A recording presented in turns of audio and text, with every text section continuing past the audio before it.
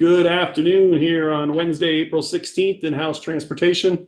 We're revisiting Act 35 that the legislature passed last year that came out of our committee regarding workplace safety and a federal project regarding cameras in work zones, et cetera. We've run into some problems that we've heard some previous testimony about in committee.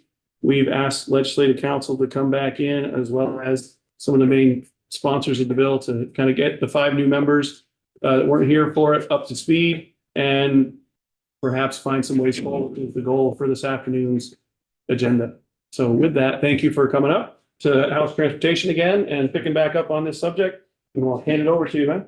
Great, thank you. For the record, Ben Novogrosky from the Office of Legislative Counsel, reviewing Act 135 of 2024, which was also known as S-184, an act relating to the temporary use of automated traffic law enforcement systems, or ATLE systems.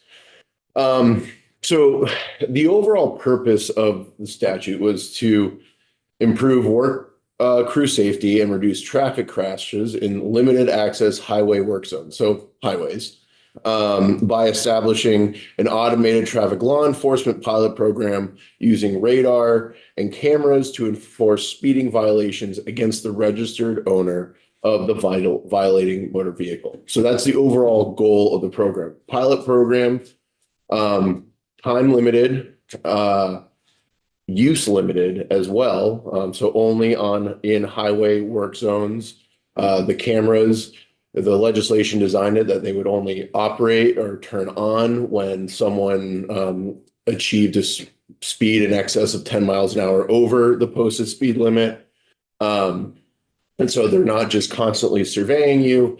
There is sort of a protection in place for the operation of the system. But the overall goal of the pilot project was work crew safety and reducing speeding infractions. So that was the overall intent of the program. If there are any questions about that before I get into the details of it, I'd be happy to answer them. Yeah, I would just add that it was piggybacked on similar programs in Connecticut and Pennsylvania. And specifically, Connecticut did a pilot program just like this. Yes. Yeah, Vermont is not alone in operating something like this. So you're in your introduction, I don't know if it speaks to it later in the bill, the camera is not on all of the time. It's only triggered by a radar that is set over 10 miles an hour over the posted. Correct. Not on. That was a big part of the discussion, as I recall. It's not on all of the time. Right. It's not like a drag net or anything like that. Only went on when triggered by an activity that was specifically programmed. Correct. Okay. And once it is captured and retained, there are restrictions on the retention period, ways to dispose of the information. So there are sort of those privacy protections worked into the legislation as well. I'd also like to add that when I was on the committee, I voted against this. So I've asked Representative Pouch, as ranking member, to be part of the lead on some of the conversations. And if he goes out of our normal bounds of speaking, where I speak with everyone, then call on people, you certainly have your permission to jump in wherever you feel it's appropriate. But to be clear, I was against this in committee when it first passed. So I have asked Representative Pouch to sort of help drive some of the conversation. But now it's a different scenario, in my opinion, because now it is in the law and we haven't been able to implement it, and I feel we need to. But that's why if Representative Pouch does more of the talking, then perhaps most of the time I want everybody in the committee and everybody on YouTube to know why. So thank you. More than usual. Okay. I'm not against highway safety. I'm not a fan of cameras. Well, without further ado, I'll get into the substance of the bill.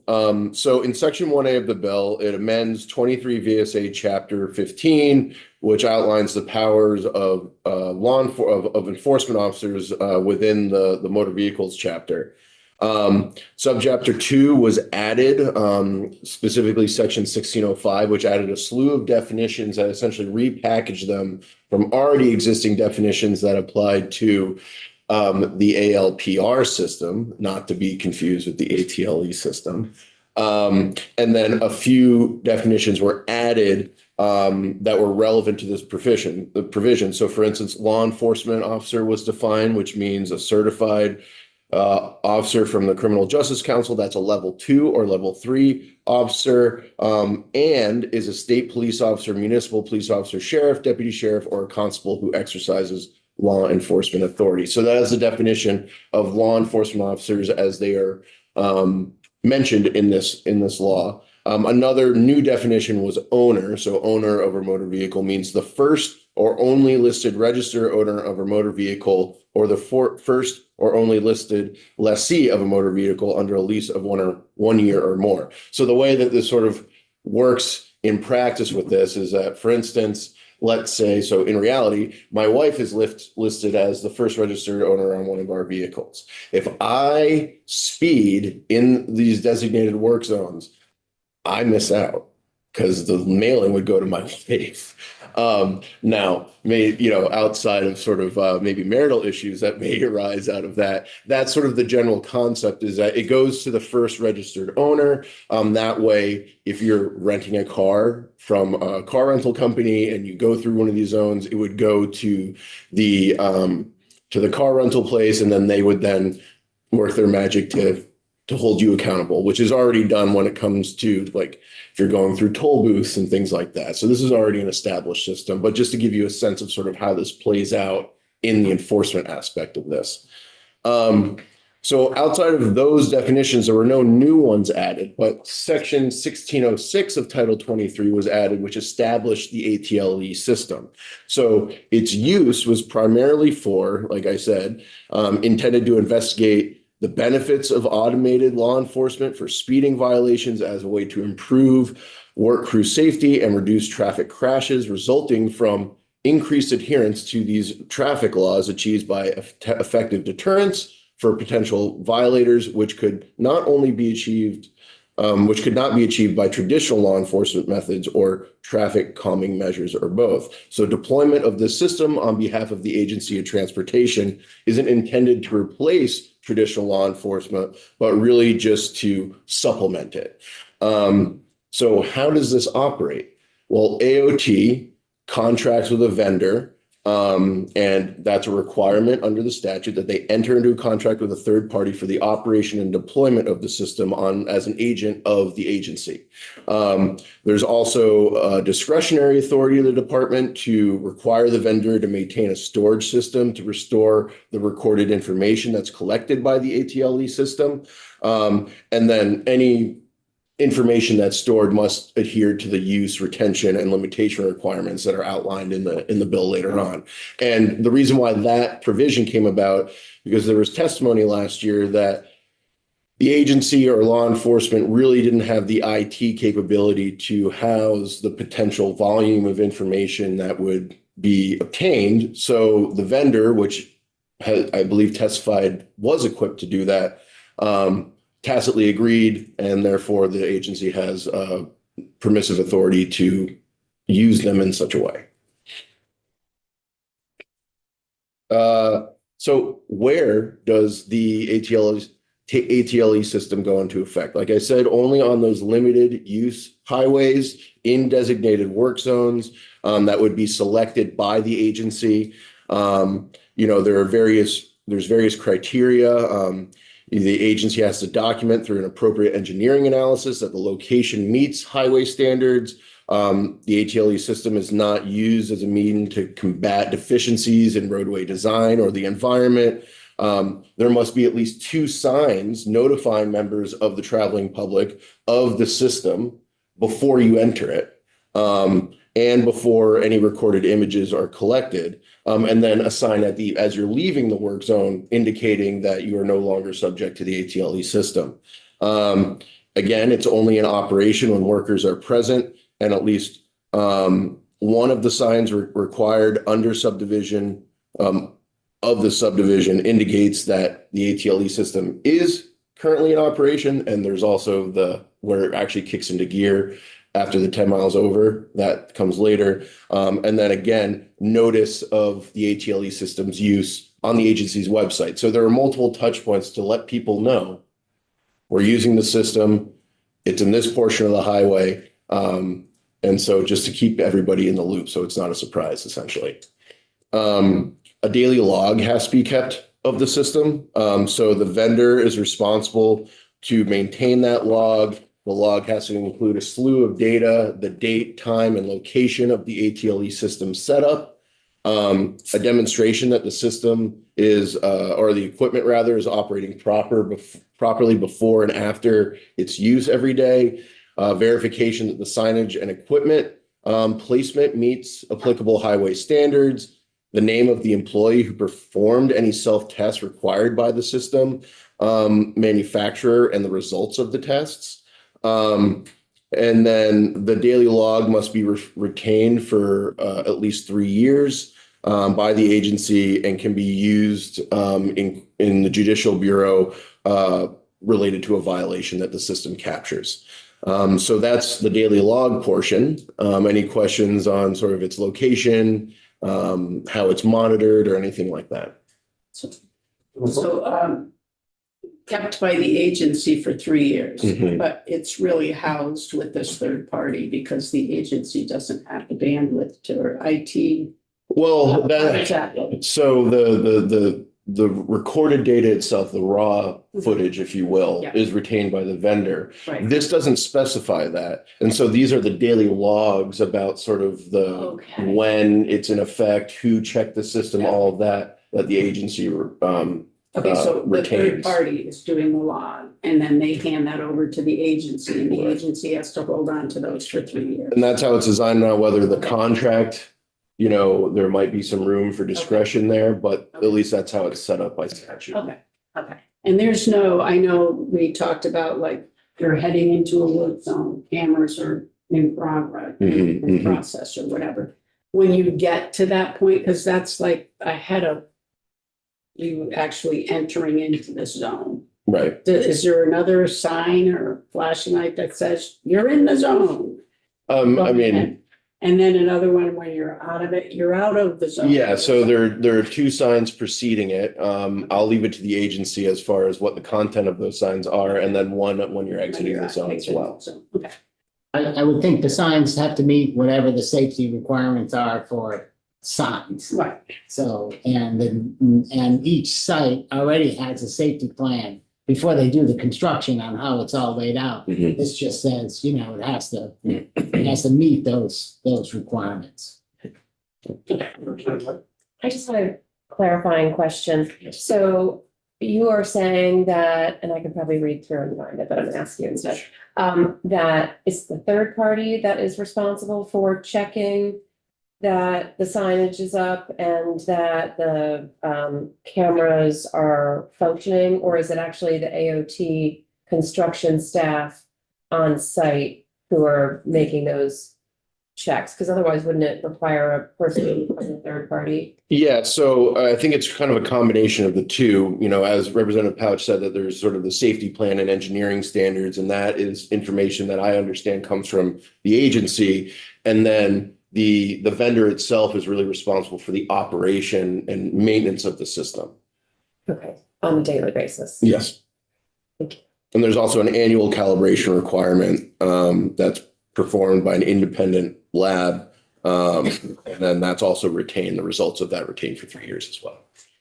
So, Why do you have to put signs out warning people that you're going to be, under electronic surveillance? Or why? that was a policy decision that was made by the committee. There's no requirement to warn people, but that was the policy that was embodied in the bill. Because when you go into a work zone, you're supposed to already slow down. I mean, it's like, so if you don't see that camera, you're just gonna whiz right through. I just think of it. Well, you won't necessarily see the camera. It would be the I think additional signs notifying you that this automated system is in place in the work zone. I just don't like warning people. I think that there were several people last year on the committee that didn't even like the idea of someone's face possibly being recognized on a camera. And so this was kind of like we treaded lightly during this Yeah, second. it's really We a, have to be careful here. it's a compromise to, concerns about, privacy and all of that. The decision that, hey, we provide, let people know, hey, that, cameras are in place.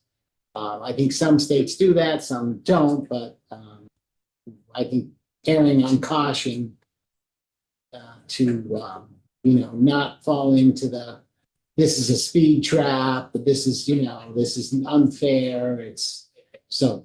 And what our goal here the goal of the committee decision was pilot, 3 locations max, try to slow people down and see if it works. We are trying to slow them down. It was the policy goal that was agreed to. We're not trying to make a revenue issue. We have a federal grant, correct me if I'm wrong, to pay for this. And we want to slow down the cars in the work zone. And the ticket part is a secondary piece, but Representative Case. How come we don't want to how come we can't take their picture? How come we can't I can tell you that was the crux of my argument against the thing all of last year was I don't want my picture taken to tell me where I'm at and where I am. And we took significant testimony on that. And I guess I would say that we have to get through it again. I guess we'll have to look at that, but that was a huge part of the argument of last year, but it did get passed into law with this being a compromise of people that were, we go back and reopen that up. The ACLU is coming back in. We had them in last year. We have the whole piece of what we did do about that. So your concerns are valid and you're on the committee now and we're looking to see whether we can fix it. I would say there's a significant amount of the 5 of us that were here, 6 of us that were here last year, trying to only fix what was there and not go back and reopen the whole thing up. But that's part of the legislative process. So I'm not really have a solid answer other than that. We can go back in and dig into that again if we have to. But I don't want a picture when I'm out dating my girlfriend. I don't want a picture in the mail coming in on the ticket to my Ben's wife's car that he was driving.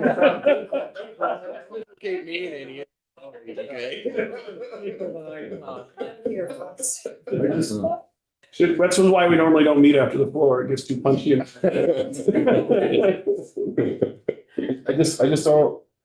guess in reality, I would look at why would we tie the arms behind law enforcement's arms behind their back.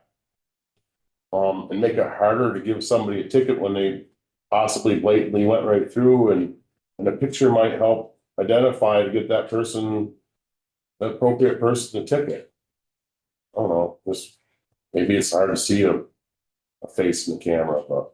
Well, and my understanding of how it's actually designed, it's designed to actually capture the license plates, not the individual. And part of the concern was to really limit how what information is gathered, how it's retained, and how it can be used so that you're not sweeping in.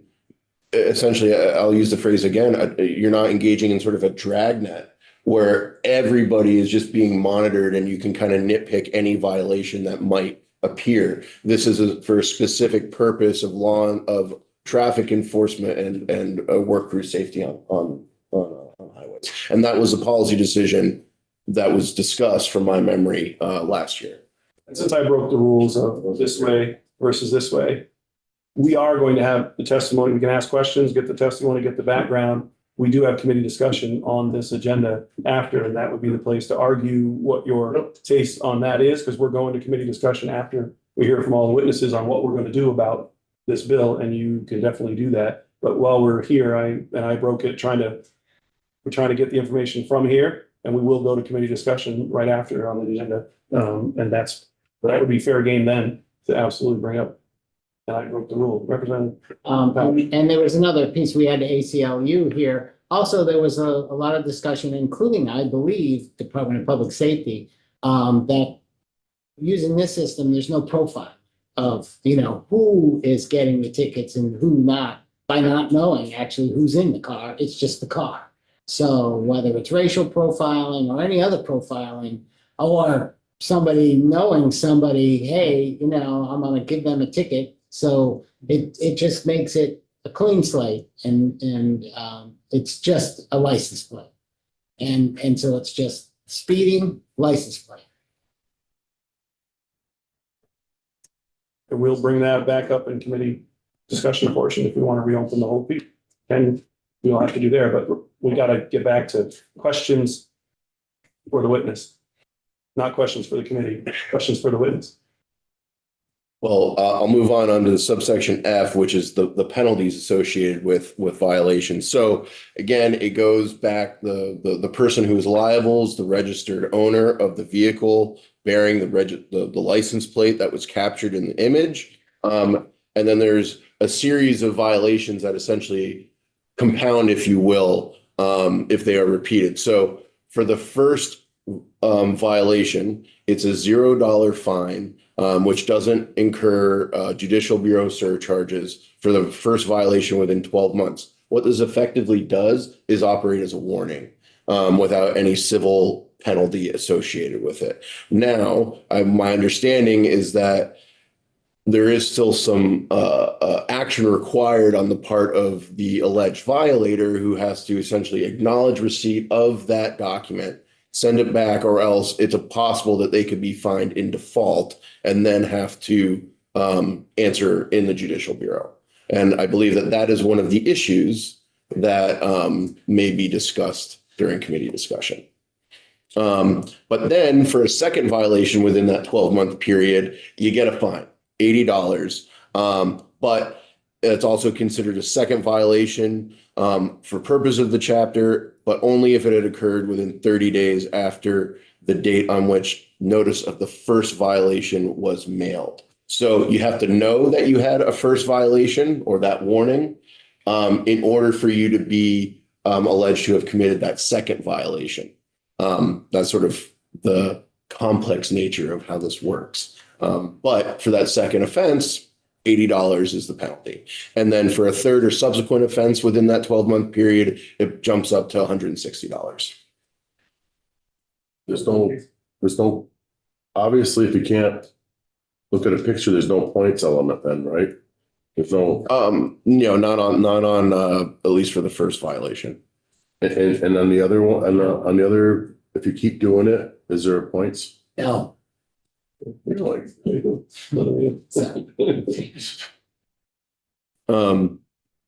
So moving forward, the owner of the motor vehicle. And I got another question. I I'm just sorry. wanted a clarification on the fines and the penalty. Before we kept on hearing about the administrative, like a court cost penalty to it, and that's the problem that we're in, and we have to fix that. But is that different from the what people get now for, I think it's $47 plus 15% of the ticket? Yeah, those standard court surcharges are uniform. No, I'm just saying, are those two different things, or is that the same fine or penalty that I'm referring to? Like, if you get a ticket now, you get $47 plus 15% of the ticket. Is that what they're referring to, is when they were saying administrative court? When you say the administrative court, you mean in the Well, Judicial Bureau? There was an issue, the way the system's structured is that they kept on referring to it as administrative or Mhm. fine. Yeah, so the way. I'm just saying, is that the same thing that I'm thinking of, is where what I'm referring to is the $47? Yep, those standard Is that the surcharges. same- One and the same is what I'm. My understanding is that they are. Oh, However, there is language in here that exempts those surcharges from being imposed. So I'm interested to hear more about how it's actually working in reality as opposed to what's in the statute. yeah, that's what I was wondering, how that's a problem, if it was already waived, but I don't want to digress, but that was like, I think one of the issues that was brought up is those fines. Right, yeah. So, So maybe it isn't, I don't know, but So yeah. does the $80 include the $47? No, that would be on top. $80 plus $47. right, but these tickets are supposed to be exempt from court surcharges. Oh, so it would just. Yeah, be because that's, Yeah. yeah, And 160 for the third. right. Zero for the first. If you just, yeah, if 80 for the second. and then 160 for the third. Okay, That was my question. It just seems like there were some issues around that. Yeah. I thought we exempted them. but you're exempt. Hmm. Okay. So again, I'll try to speed this up a little bit. The way that this notice to the driver would go out is that it's initiated by issuing a Vermont civil complaint to the owner of the vehicle. And it has to be mailed by US mail. The civil violation complaint must be based on the inspection of the ATLE images. It must be issued and sworn and affirmed by the law enforcement officer who pulled the data and reviewed it. You have to enclose copies of the images, include the date, time, and place of the violation, and then any applicable civil penalty, and any dates, times, and places for prior violations within the past 12 months if you have a second or subsequent. And then you also have to include verification that the system was operating correctly at the time of the violation, contain a notice of language access services in accordance with federal and state law to ensure that people whose first language isn't English can get the resources they need to understand what they've been sent. And then also essentially an affidavit of complying with the Department of Defense. Essentially, I'm forgetting the term, but essentially, if you're in active military service, a waiver. That's standard. That's done in most, if not all, traffic stops, and it has to be included in this package as well. So again, this is mailed to the violator or alleged violator within 30 days after the violation to the address listed in the DMV's records. They must be mailed not more than 30 days after the violation has occurred. If it is mailed within outside of that period, it's void. So essentially, the infraction didn't happen. You don't have to respond. If it's in a jurisdiction, if someone's registered in a jurisdiction outside of Vermont, you have extended deadlines of mailing it within 90 days of the violation. And if it's mailed after that 90-day period, it's void as well. So what I think I heard was that we've got 30 days, so we've got to get that first violation out to the consumer. Mm-hmm. Then I thought I heard that if there was a second one within 30 days, is that what that said?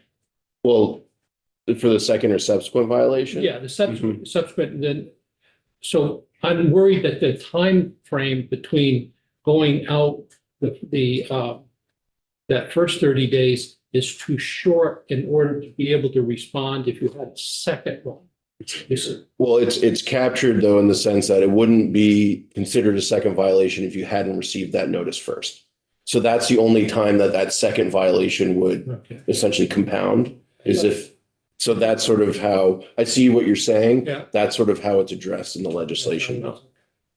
Thank you. There are I was kind of confused on what your question was. Now I get it.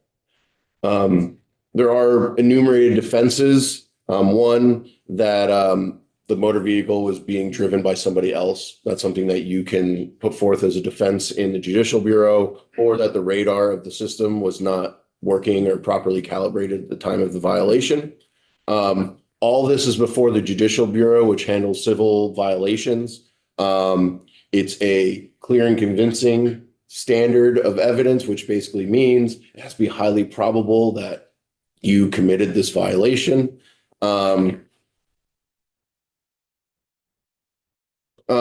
Except in this case, the legislation reduced that standard of proof to a preponderance. So normally it's that higher level of proof that's required, but a preponderance is just more likely than not, 51% essentially. Now retention. All these images are retained by the vendor. They must be retained for only 12 months after the date it was obtained or until a resolution of the violation. So until the court process is finished. When that retention period is expired, the vendor and law enforcement agency with custody of the recorded image must destroy it and have all copies and backups destroyed as well. There is a review and annual report imposed on AOT in consultation with DPS. to establish a review process to ensure that these recorded images are only used for the purposes outlined in the bill or in the act. And then the agency reports the results of the review annually on or before January 1st to the House and Senate Committees on Judiciary and Transportation. That report must contain the total number of ATLE systems used in the state in the past year, the terms of any contracts entered into with the vendor, all locations where the system was deployed, along with the dates and hours that the system was in operation, the number of violations issued based on those recorded images, including broken down by category, first, second, and third, and subsequent violations after that, how many violations were contested, the number of recorded images the agency submitted to the ATLE storage system, the total amount paid in civil penalties, and any recommended changes to the system itself. And then this report continues unless the essentially specific action is taken to repeal it.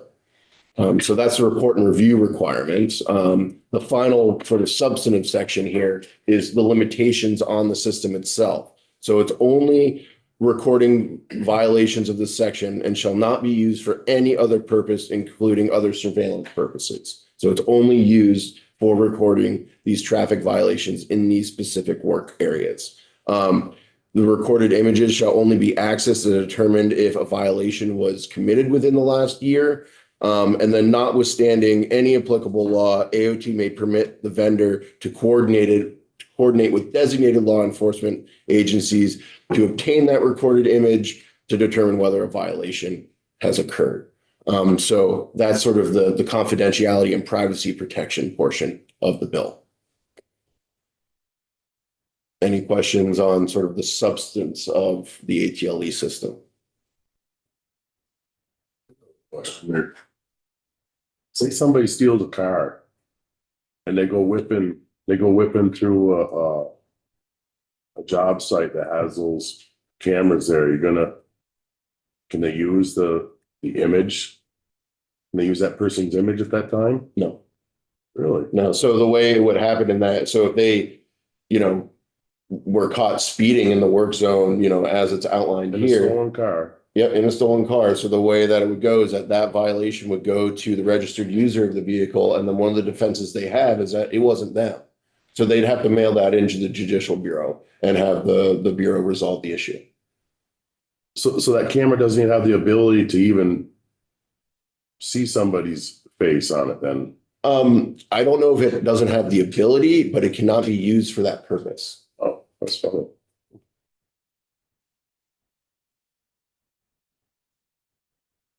Okay.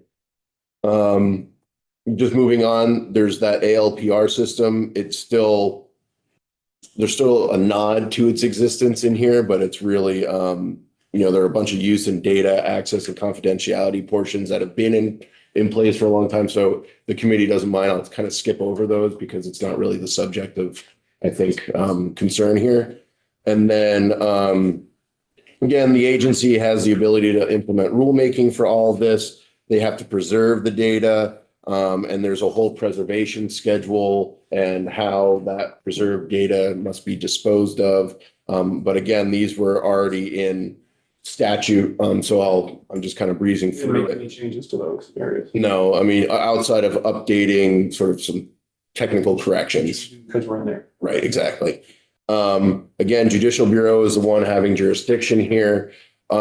Section 3 of the bill talks about implementation and outreach. So essentially, the agency had to develop an implementation plan and seek federal funding, which it obtained. And the sort of public outreach campaign was supposed to have started on April 1st that at a minimum addressed the use of the systems throughout the state, what recorded images captured by ATLE systems will show, the legal significance of recorded images captured by the system, what the process is to challenge this, any alleged violations and their defenses. The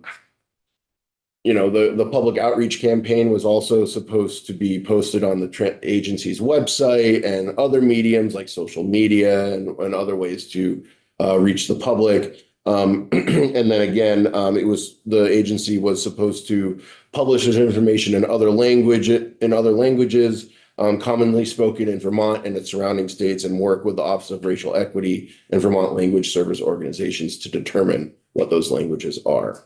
There is a complicated repeal and prospective repeal sections. Essentially, this has already gone into effect because there was the receipt of federal funding. It was sort of a contingent effective date, and both the ATLE and ALPR systems will be repealed in 2027. That's sort of the pilot nature of this program. And that is embodied in section, I believe, 9 or 8 rather of the bill. And section 7 also just prohibits the use of automated law enforcement outside of what's contained here. So again, very specific, very restricted to the ATLE system to be used in the very specific ways outlined in this law. And I'm happy to answer any other question. I'm sorry if it was a little long. It's really demonstrates how hard it is to do anything that's related to judicial activity in this committee. And it was a 26-page bill. So. It was not. I appreciate it very much. Yeah. Questions? I will ask you to, if you can, hang around a few minutes and we'll hear the other piece, if you can, and we'll hear what questions are from the committee after. But thank you for your patience and for joining us. We'll happily stand by. Thanks. Mirhoff, you want to go first? You want Kellen and I go first? Can we tag team? By all means, we've got an extra chair somewhere. Come on up. As I know one of the proponents and sponsors of the bill. Not sponsor, but proponents of the bill. Are you sure? Okay. Going back to where we started at the beginning.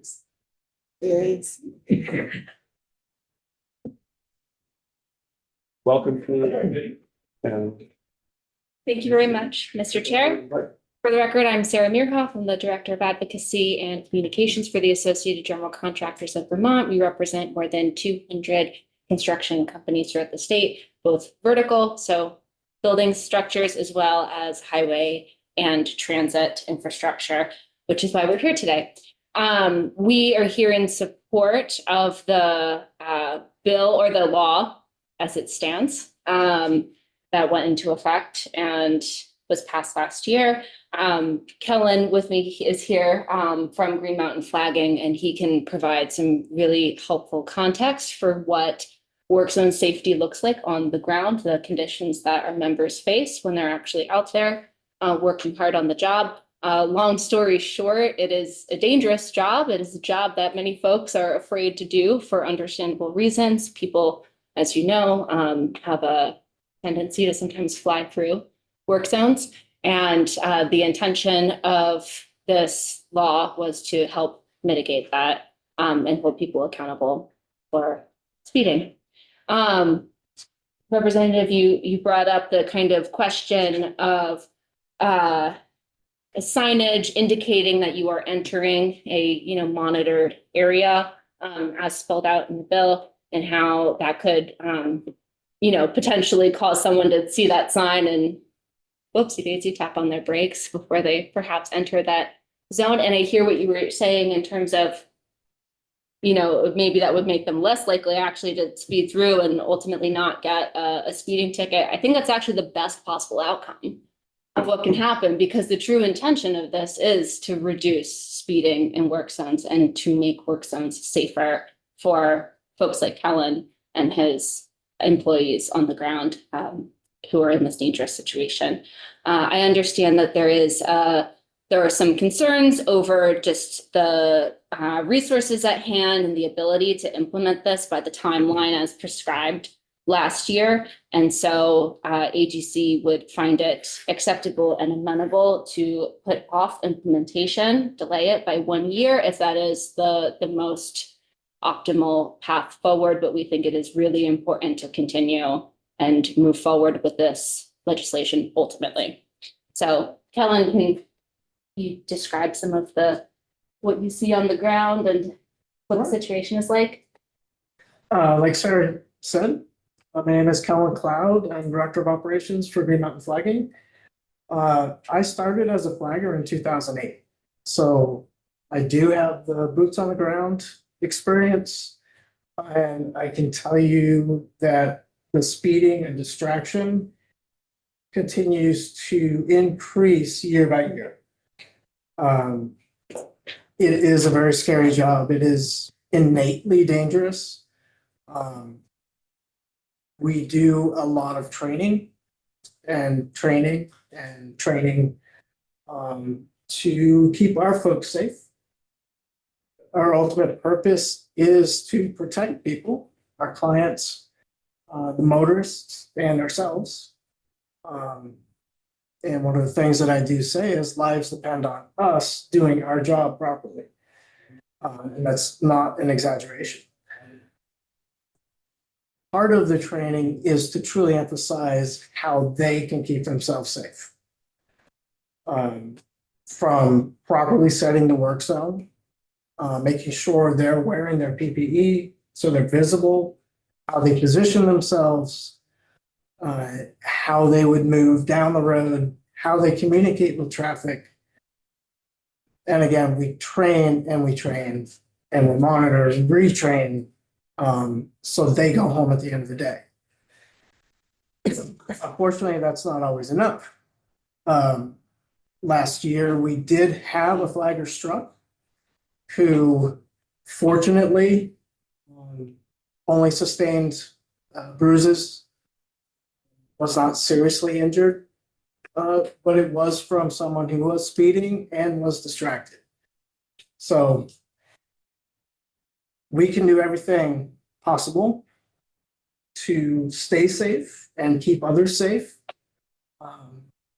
And it's at this point, we need help to do so. And so that everybody does still go home at the end of the day.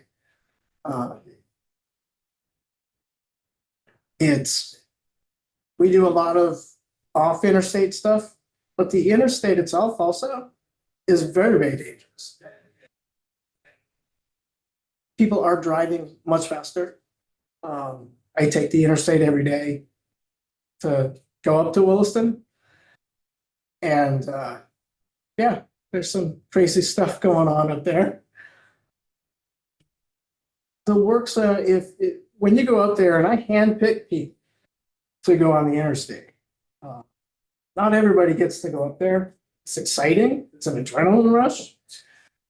However, it's also 10 times more dangerous. So I'm picky on who goes up there.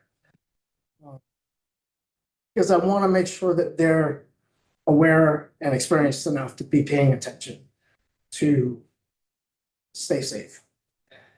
When you're up there, I don't know if anybody is broken down on the interstate or flat tire or anything like that.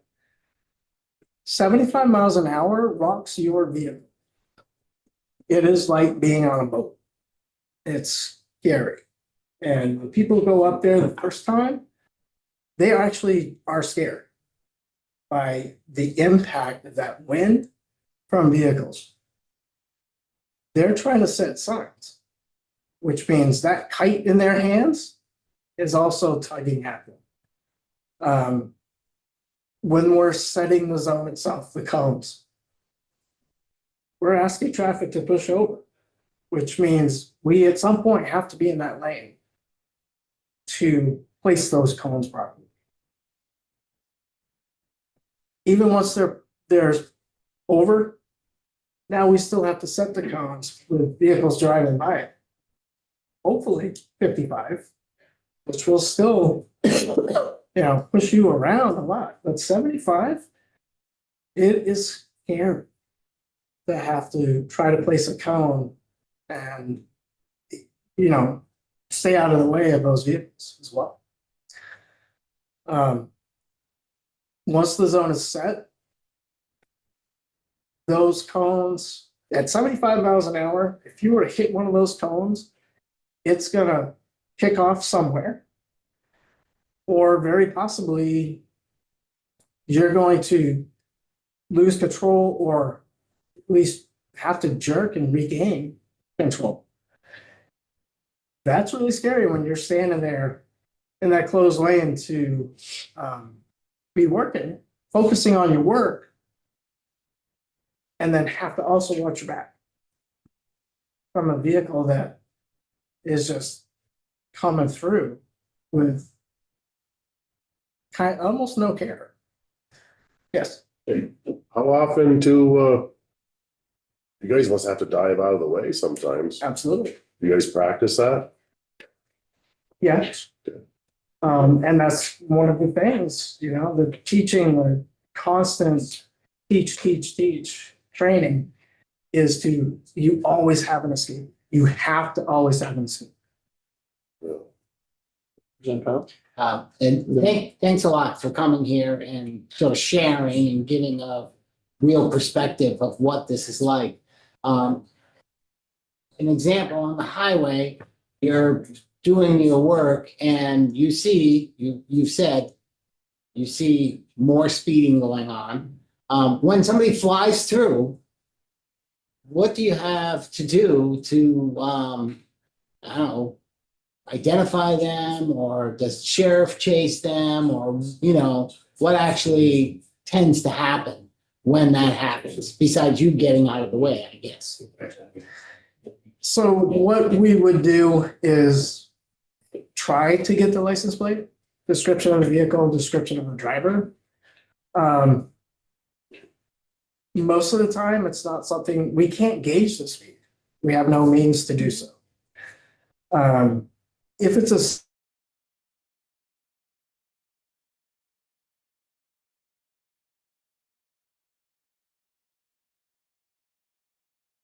we've got two vehicles passing each other.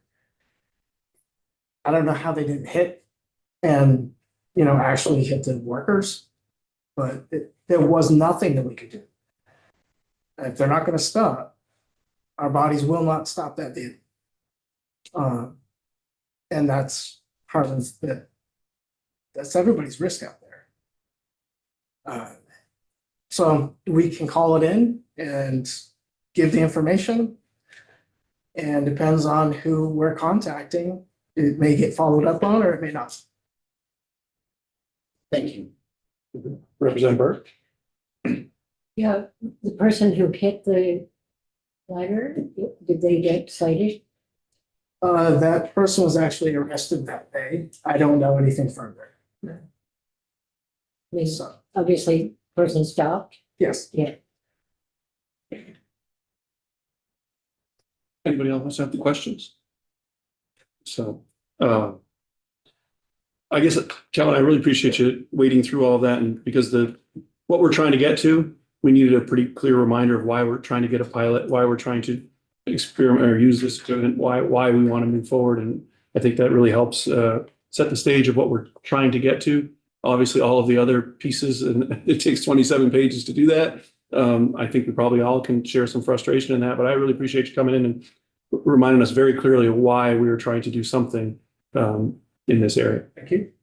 If there's anything more you want to add, though, please do. I would just kind of reiterate the point that Kellen touched on, which is that folks actually working on the ground don't have the ability themselves to say have a radar to detect folks' speed, and they don't have enforcement tools themselves. They are not law enforcement, of course. And in this kind of question that your committee now faces in terms of, you know, where we go from here with the pilot program, our members were really counting on this. I have talked to my members in, you know, sort of town hall style Zoom calls, and I can tell you that this issue of speeding through work zones is one of the issues that fires up my members the most when you're actually on a call with them because of these conditions that Kellen has described. And so I would just urge the committee to, within reason, keep its kind of end of the bargain. This was such a hard fought bill last year, like you said, 27 pages of work. And I think it's meaningful to keep that promise to folks in order for the state to keep people safe. And this isn't about, I mean, it was mentioned, this isn't about making money. It's about saving lives. Yes. And it's extremely important for us to keep for me, I ask people to go out and stand in front of traffic. And I need to do whatever I can do, which is being here today, to help make that happen. It's fairly well known in the community, in the consciousness, that work zones, even if there's an officer there at blue lights, the enforcement piece, they don't have the ability to enforce someone speeding through that zone. So that will follow through for every work zone, whether it's on the interstate or off the interstate.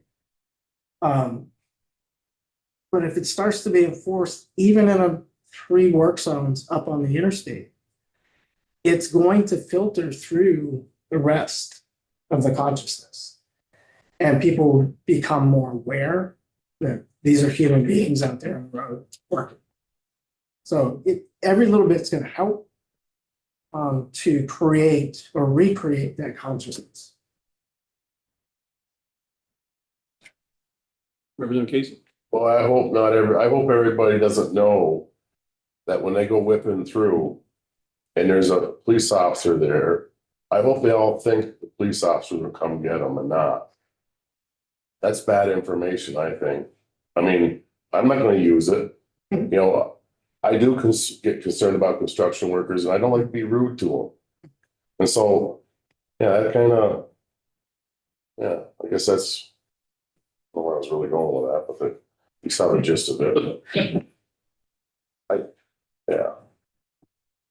Well, and sometimes, and please correct me if I'm wrong on this, but I believe that sometimes when cruisers are out with their lights on, it's not actually in the context of being able to pull over people. Their job, their primary purpose in that moment is to have the lights on to flag for people to see, visibility reasons, not actually the enforcement reasons. Is that, am I right? Correct. Yes. Because there is a deterrent, but it really is no longer a deterrent. I don't think it's enough for one. It used to work. It used to work for me. I know, I tap my brakes when I see a cruiser on the side of the road. Okay. Thank you very much for coming in. I appreciate Thank you. it. Thank you. Are we gonna go back to Ben about actions or I'm sorry, the Legends Council? Are we going to agency for options or how are we more testimony wise? If it's your pleasure, Chair, I think Ben has some options sort of outlined. Sure. Yeah. Okay.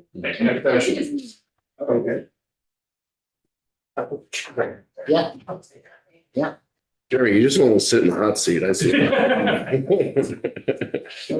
it might be good to have just a quick reminder why we're here, you know, why it isn't going on. I'm but happy to speak to that. Yeah. Yep. Either way.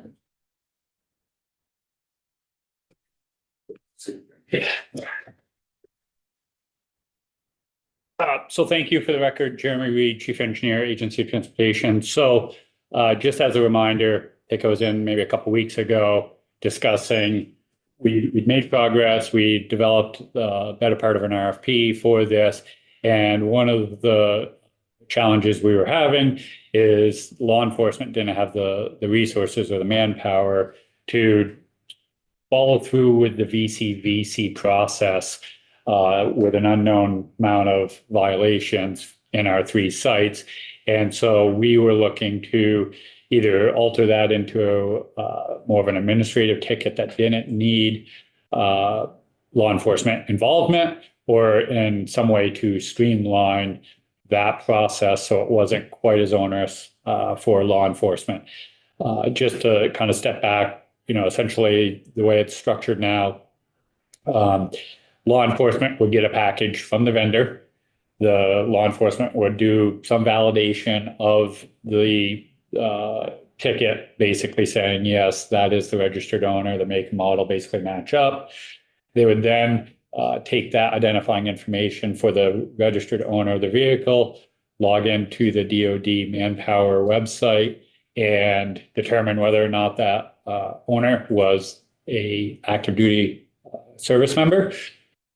Upon that verification, they would then sign the VCVC and issue the citation, whether it was the $0 first citation or one of the subsequent citations. And what we were or are being told by Department of Public Safety is that they just don't have the resources to perform those tasks. So that's what led to this year's request to look at the bill and see if there are some changes we could make. Anybody have any questions on the resetting the stage where we're at? Appreciate you speaking on behalf of the agency. Thank you. Play our musical chairs and go forward.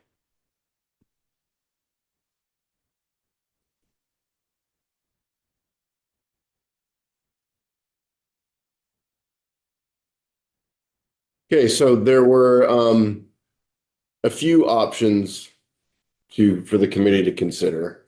One that was discussed, and then upon further reflection, I'm going to retract this as an option, is you could essentially delay the effective date. However, since the law is already in effect, you can't do that. And there's always sort of discretion to enforce these laws. And so another potential option would be to draft some language for a quote, you could call it a pilot of the pilot program, where the cameras and the work zones are established, essentially only to assess the volume of infractions without any enforcement. So essentially a trial run of just setting up these systems in up to 3 work zones throughout the state on highways, just to assess how much work is actually going to have to be done by law enforcement based on the number of infractions that are caught by the system. Another potential option, it was asked whether the contractor can sort of mail and use the state forms as an agent of, say, DPS or with the law enforcement. My initial assessment of that is that can be dictated by contract. Currently there are third parties that are employed to assist law enforcement, to assist our correctional facilities in the implementation and operation of their programs. This could be one. I think it would be an idea to consider is that you could write that specifically into some legislation to sort of provide a nod, if you will, to the agency to maybe consider that in a contract. And I think that those were really the main issues. There was another option of whether to expand the definition of law enforcement officer to include level 1 law enforcement officers to be captured in. They are able to enforce traffic violations, and there's a whole host of limitation, but these are not traffic violations as they're currently written. So there would have to be a rewriting of that, I think, to achieve the goal of expanding it to level 1 law enforcement officers.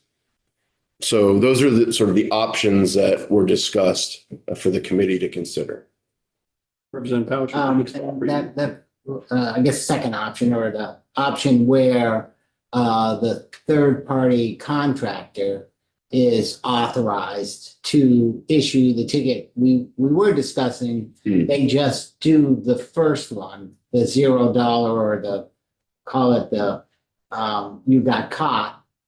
And right, and letting you know. Go ahead. And you remind me of maybe another option that we had discussed, which is creating. So right now there are those 3 sort of escalating sanctions, right? Creating a 4th sort of preliminary one, which would I would advise not to call it a warning, not to call it a notice of violation, because those are terms of art within the law enforcement community, but perhaps terming it something along the lines of notice of educational opportunity or something like that, where essentially you're just getting a notice from the vendor with some educational materials that this would have been a violation. However, it's not because of the way the law is structured. So, and then if they were to commit another violation, depending on timeframes and policy considerations that you'd want to make, then the $0 violation, and then it would escalate from there as it's currently in the law. Yeah, this option, I think is worth at least discussing. Even the reason we had the 0 fine one was because we wanted it to be an educational thing. We wanted to let people know, hey, you got caught and we're watching and, you're gonna get a fine. And we know, although we can sit here and speculate how many first times there's gonna be. But if there are a lot of first times, we are tying up level 2 and 3 officers to just send a warning. And this sort of skims off those people who get one, or their wife gets one, or they start talking on the weekend and they find out somebody got one. It skims off the larger number of people that are going to get these, and it gets that educational out there so that, and we know based on data that it was 92% reduction after people got a warning when they got tickets. So we know this sort of skims off the top, gets the education out there, but doesn't tie up our law enforcement doing it. So that's, I think, an advantage of this one. Representative McCoy? So the contractor nails the form to an agency. It's a protection. I don't, is it the Soldiers and Sailors Act that they need additional time? How would that factor in? I'm not really sure. Yeah, I mean, so right now, if you would just authorize them to essentially be the mailer of what's currently in place, Yep. yes, that would be included. So time differential for them to comply. Yeah, and I would advise that it would probably be good to write in some legislation, or some language to essentially give them that authority, just to belt and suspenders it. Okay, so I'm assuming that law enforcement would still have to do that search, not the contractor, or would the contractor have access to? I doubt it. So it's my understanding that law enforcement's the only entity that can actually give the VCVC. But I do think anybody can log in and look at the manpower database. The issue is that you could have numerous Joe Smiths, for instance, in Vermont, and law enforcement has the ability to access more sensitive data to verify which Joe Smith are we talking about. So that's where I believe the preference was to have a sworn law enforcement officer, the Soldiers and Sailors Act check right before they actually issued the citation. Yeah, but if they are doing the original one, the warning one, whatever we're calling it, the educational one, that first one, does it really matter that we're sending it to someone who may be under the Soldiers and Sailors Act? Because it's only a warning. Correct. Chances are if they're home for 30 days and they're back out, they're not going to have that second form, the second violation. Correct. I think if that's whichever educational opportunity notification, there's no requirement to perform the Soldiers and Sailors Act. Okay. Correct. Representative No, Powell? I just was Okay, like. Representative Wells? This is what is wrong in Montpelier, typical.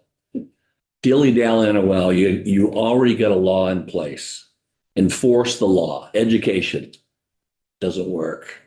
Pilot program, that's a joke. Just take the bull by the horns, put the hammer down, $160 first penalty, 300 second, add points to it too, 300, run it for 6 months under your pilot program, they'll slow down. This waste of time is frustrating for a lot of Vermonters. I'm sure for this gentleman over here, seeing people risk their life every day out there. We passed a law, take the money from the tickets to get a task force, 3 or 4 man task force, enforce the law that we passed. Start finding and writing tickets. That'll slow them down. I guarantee it. It's simple, black and white. Can you do that, Ben? Well, I crafted it and it's in law. But I think I mean, I hear your concerns, but I think the issue is sort of the back end of it, which is the manpower to actually effectuate the tickets and the citations, which is a new issue that was raised for the committee's consideration this year. My one thing in that is the grant was written for a pilot, correct? The 1 point whatever $1 million to. Yes, you can go that way. Yes, so we actually don't have a grant. We're just using our highway safety improvement funds for it. So we ran essentially the language past federal highway. They said, yeah, that's absolutely qualifying activity. So we don't have money dedicated solely to this effort. Now, if there was a change in the law, we would have to go back and just make sure that it still met, the sort of requirements within federal highway for that program's financial use. But I don't think like an extra educational piece would be prohibitive of that. Okay. Representative Powell? Just, this is meant to be really, it's a pilot. And it's to learn how many people are speeding. Does this system actually reduce the speeding, overall speeding? Does it make safer work zones? Is it doable? I think there may be several ways to do the pilot, but I think the key is to get the pilot, and after a year or so, we're going to get back and we're going to learn that and decide whether to continue going this way. And if we were to continue going this way, it's going to take some resources to do the camera, things. And probably continue to be a contractor, but whatever, And then you decide, do you expand it at other work zones? So I think the key is the pilot, not necessarily the little pieces in between, other than making sure, ACLU, we follow all the requirements. And whatever we come up with needs to go through the House and the Senate. So, You're not convincing me. It's not even remotely. Not even remotely. Not disagreeing. Representative Wayne, feel free. Two things. Number one, I would like to talk with someone in law enforcement to get their input on this and to just better understand their hurdles and whether it makes sense to look at amending the law to include level 1 in officers. Number one, and then number two, assuming we get some more information from law enforcement that informs our action, could we then propose an amendment to this bill that say we do want to include level 1 officers, or say we do want to just move right to the fine and forget the warnings? Talking about having this vendor just do the warnings, it feels to me like we are creating more work to try to accommodate the fact that somebody somewhere can't make this law happen that we've already decided is a law. So that just seems like we are somehow enabling this more bureaucracy versus just getting to the understanding from law enforcement, what is the issue? Maybe, trying to work with them to find a solution. Well, as far as more testimony, that's up to the chair and the committee. And then as far as your second question, it's absolutely possible to draft some language to then amend it based off of what the committee's policy decisions are. I would just consider what vehicle could be used at this point to do that.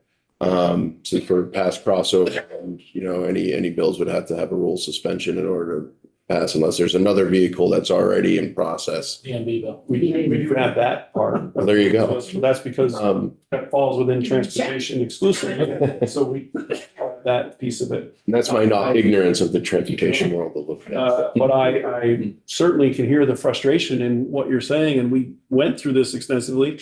And don't know if you care to comment, but that we heard directly from the Vermont State Police on this quite significantly last year. And I would say that the summary is we have limited resources and we respond to emergencies and anyway, if you want to. Yeah, no, I mean, and obviously this wasn't on high end They of the didn't, list. they didn't want it, they did not. I mean, Sorry. yeah, and they just felt the volume was gonna exceed the means that they could provide this service. So that was sort of one of the things I threw out there, as far as option two was, all right, let's give them that data. Let's prove them wrong. And there's not gonna be 10,000 violations. Let's just put the camera up there and see what it is. But, unfortunately, the, state police were adamant that, they were in no position to review these tickets and hand them out. I think they're wrong. And hopefully, whatever option we go to, but if it's the second one, we can actually have real data to give them, say, hey, here you go. This is what we're talking about. And maybe when it comes next year, somebody will be able to raise their hand. And I know we want to drop the hammer, I'm all for that, but if we can't get law enforcement to go along, we can't drop the hammer. I would want to echo that just because there's half of us that were here last year and half aren't, the level of frustration is no different. Please go ahead. I agree with Tim as far as data, kind of. Kellen's just giving us all the data we need. And we are, It's done. But that was provided last year. Yeah. Yeah. Representative Lowry, then Representative Burke. I think, we should be looking at this more holistically. We have a tremendous workforce challenge in the state. We have roads that are in terrible disrepair. We're asking people to go out and fix our roads. And we're saying, but we don't really care what happens to you. Yeah. And we have a law in the book. I mean, I just think, in the court of public opinion, whose side are people going to be on? I think most Vermonters are going to be on the side of the person who is out there in the road, fixing the roads. So in our rural state, we can get from A to B in places that we need to. And, I find it disrespectful. I found it disrespectful last year. And I continue to find it, I don't know why we're even bothering with this. It's the law, enforce the law. Yep, I agree. Representative Burke, you're up. Yeah, I guess I'm in that camp too. It feels pretty crummy to have this kind of testimony and then to just sort of dismiss it. Yeah. I hope they don't get the idea that anybody's dismissing it. I don't know what to do. Well, yeah, or just what, well, right. I mean, I guess we can't. I don't know what we can do. Well, Yeah, but- unfortunately, it was just the way the legislation, we didn't mandate somebody raise their hand. So it's not like somebody is ignoring the law. Nobody is raising, we didn't say, all right, state police, you shall do this. We just said law enforcement, go out and get law enforcement, but AOT can't force it upon them. And that's why I said, all right, give them the data, you let them get more comfortable, but let's say we just want to raise somebody's hand, that's another option. We'll just say shall. Pick somebody. And And I- it's true that, there are workforce challenges in law enforcement too, in terms of capacity. I have a question on that. Be next, and then if we change the language to the Vermont State Police shall do this, they already said they couldn't do it. They've already testified to that. And then they have, my understanding, correct me if I'm- was that they were asked to do it, but it was not required and they passed, as did. So the sheriffs and the DMVs all passed on the idea of the opportunity to enforce, to do it. They weren't required. They were approached. So what happens in a situation like this? I don't know if you're the person to answer that, but we change language to saying one of these law enforcement now shall do this. Right. What does that mean? What's the ramifications of that? And what other committee testimony and what Pandora's box have we opened up versus trying to solve it inside of the area that's within our jurisdiction? Well, if you mandate, be it the Vermont State Police, be it the county sheriffs, then they're required to do it regardless of, maybe operational difficulties. I do think that it's important for context, and sometimes I forget this when I come into a non sort of judicial committee. about the concepts of discretion within law enforcement. So law enforcement every day makes discretionary decisions to enforce or not enforce the laws that are on our books. This could, from a policy consideration, fall within that discretion. And so they're required, if you were to make that change, they're required to essentially manage this operationally. But for whatever reason, sometimes maybe manpower, sometimes maybe, okay, this was a one-off instance by someone that made a mistake. They make these decisions all the time when it comes to enforcement of our laws. And so if there is a situation where it becomes untenable for them operationally to do this, that might be a factor in their discretion whether to go forward with mailing out these citations and going through with the court process. And so I think that's important for this committee to understand, is that law enforcement is inherently endowed with that discretion already. It's a concept that's as old as law enforcement itself. So there is that factor in play for when you're making these decisions. So shall doesn't mean anything. That's what you're saying. Yeah, well, Which also, whether that shall is still the same kind of concept. In other words, they still have discretion. But it also points to the idea of staying within our lane. Judiciary is not our lane, if that's our fun or whatnot. Finding a solution that's within a contractor that the agency can manage, et cetera. It points us in that direction that keeps us in our area of jurisdiction, or our, what we would call it. And Representative Corcoran, to your point though, I would argue that if you mandated that it's state police to do it, the RFP process isn't needed at that point, because you've already selected them by legislation. So they wouldn't really be a contractor at that point. well, you said they could have the discretion anywhere internally to saying that they're. Exactly. So even if they are the mandated law enforcement agency to do it, there are a lot of factors that go into their discretion to enforce crimes already, and that, operation and staffing might be part of it. Can we not withstand discretion? Yeah, I know, so. That's a constitutional concept. He wants to speak, and then it's over to Representative Casey. Yeah, thank you, Chair. So I'll just sort of add a minor layer to this as well. So when we started questioning whether or not we were going to actually be able to get tickets issued, we did informally reach out to Federal Highway and said, what happens if, the vendor produces these and they sit, whether it be at a sheriff or a public safety building, and never get sent, never get verified. And again, the somewhat informal response was, well, if you're going to knowingly do this program and that a ticket won't be issued and therefore the pilot will fail, we'll view that as basically subverting the process, and we will not look very kindly on that. So I guess I'm just layering that into what happens if you issue a shell, but then the judicial discretion comes into it. It does sort of put us in an awkward spot if there's sort of a known outcome. Yeah, and in line with that, and I'm not privy to sort of the funding, requirements. But if you were to mandate, and I would also, I think I would defer to my colleagues in law enforcement as far as how their discretion plays out in various circumstances. But if you mandated it, because, and my understanding from the testimony is that they're not saying that they can't do this at all. It's worried about if the volume becomes too much. And so that could address some of the concern there where, maybe they can do it up to a point, but after that point, it becomes untenable and they're exercising their discretion at that point. But again, I would defer to my colleagues in the law enforcement community to talk about what that actually looks like in reality. So for the committee's consideration on that point. Representative Casey? Is there more level 1 law enforcement in the state than there is level 2 and 3? It's easier to become certified as level 1. I just don't know about the numbers, but at least it would open up another segment of law enforcement officers that aren't currently able to enforce this law. Would they have the ability to issue a ticket and make it enforceable?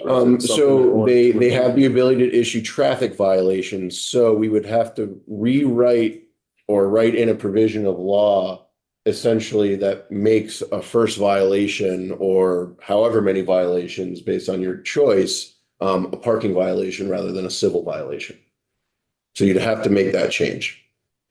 So would that be less of a ticket? I mean, is there a limit on the ticket? Yeah, so it's essentially like you're getting a parking ticket as opposed Like a to, $10 ticket, you mean? well, based off of the pay, the 80 fees, bucks. the fees that are in the bill, unless that's something else you'd like to change. The traffic infraction, essentially, it just can't exceed $1,000. That's sort of the monetary limit for what's considered a traffic infraction.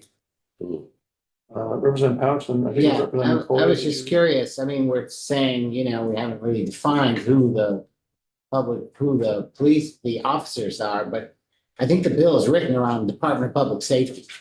I mean, they're the ones. And, I think they're the ones who can choose who does it. And they're the ones who have to give the report at the end, be part of that report. So I think if we were to, get somebody in here, it would be Department of Public Safety and says, hey, this law's been passed. How do you go about enforcing it? Rather than us trying to find somebody, it's already in there. So, Representative McCoy and then Representative Burke. so I'm getting back to door number 2. This contractor does the whole Mhm. pilot program. Mhm. Like, can they do the whole pilot program? No, they can do the first part of the pilot. They send out the first ticket or whatever. Or notice of Notice educational of opportunity, if educational that's opportunity. whatever you want to call it. So from that, I mean, if we send out, I don't know how many we're gonna send out. Yeah, nobody knows that. Nobody knows that, but from that, could we glean how many, like if the traffic violations in work zones reduce, could we get a sense from that? But I think you'd have to have like a work zone that's, like I'm thinking 91, that took almost 2 years to complete, like a long process of a work zone that we could see, like if there's a reduction in violations.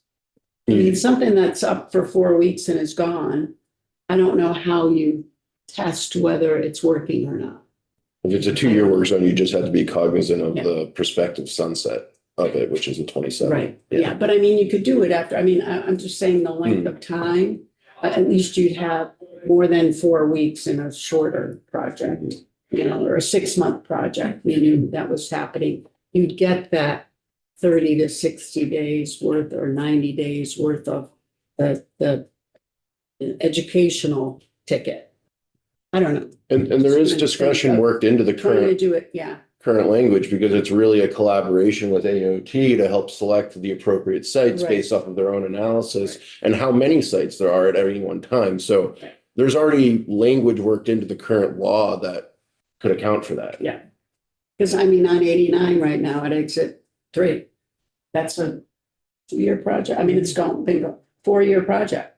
So, I see it. People are not going down to 55 mile an hour. I mean, I'm exiting, so I am at that speed, but people are flying past me to go through that one lane on 89.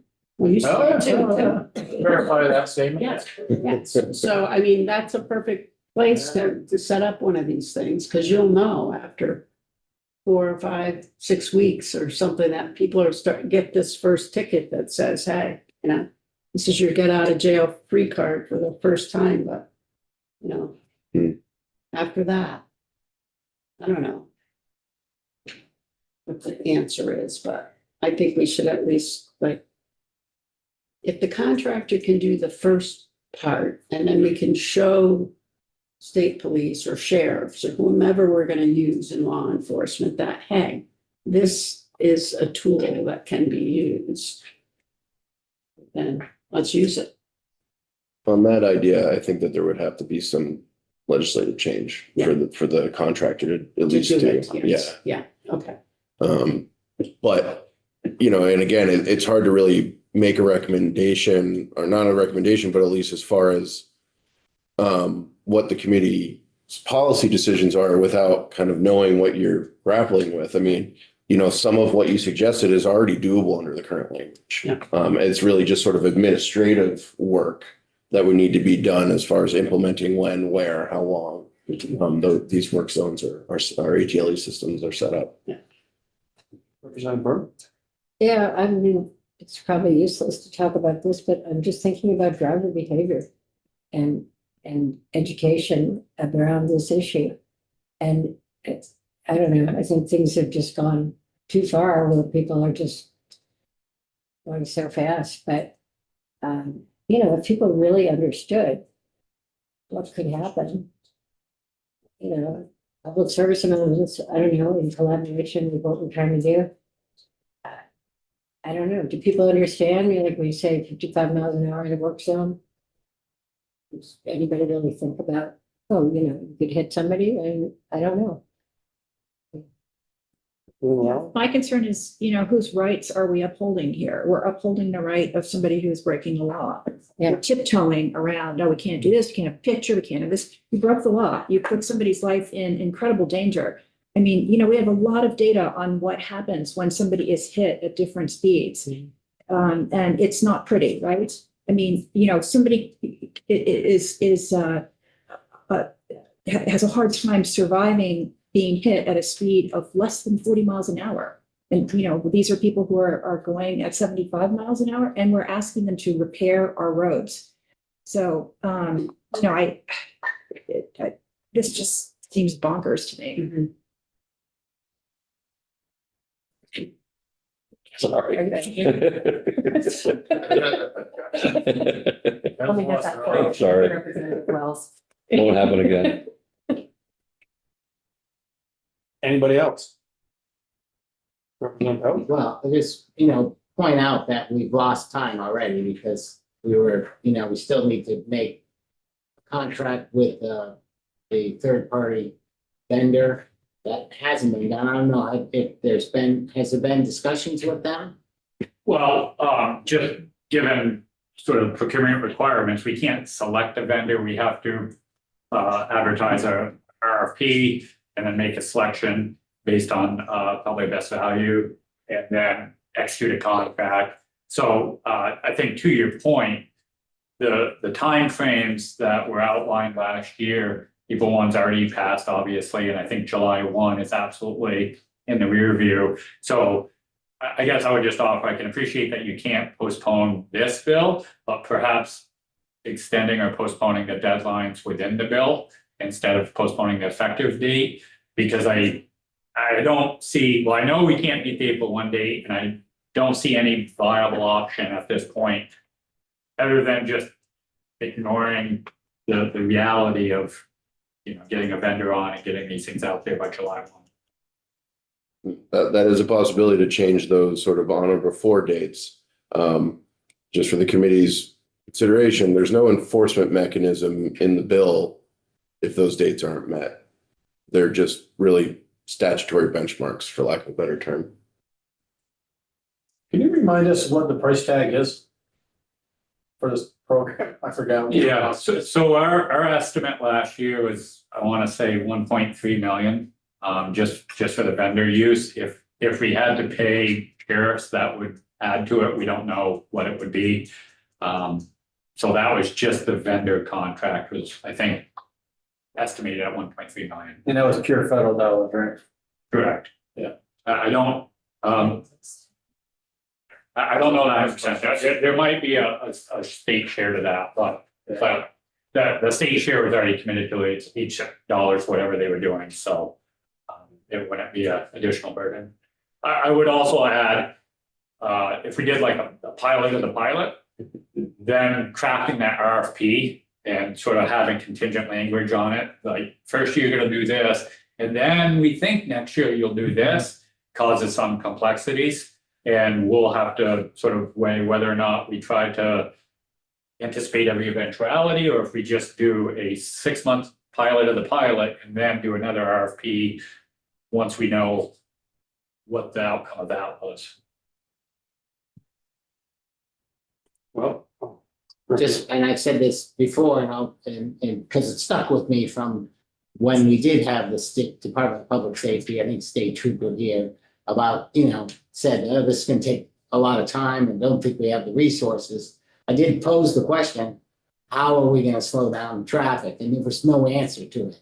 So I don't see an alternative from our Department of Public Safety. I don't believe there's a new program coming out or a enhanced, patrols or anything like that associated with these construction sites. So I think if, we wanted to do something, we would need to do it.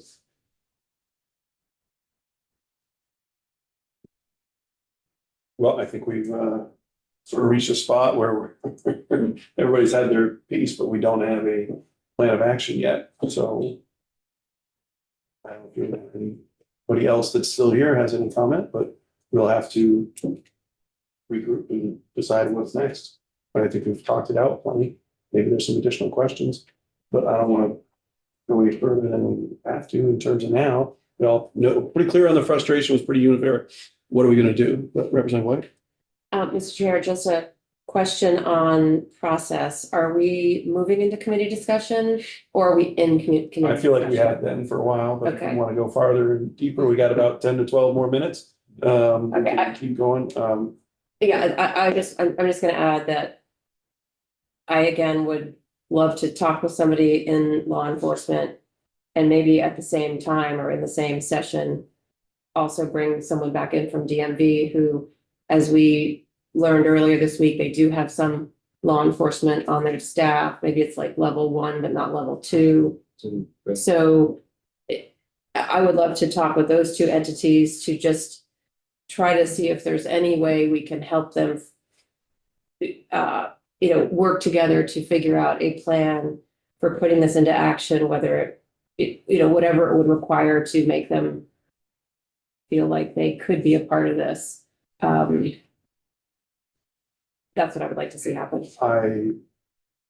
I appreciate that. I do want to make a comment on at least part of that. We were receiving testimony on the DMV enforcement. There were 30 officers. They were all level 3. That was part of their experience and requirement to be a DMV law enforcement position was a level 3, I believe is what we had heard.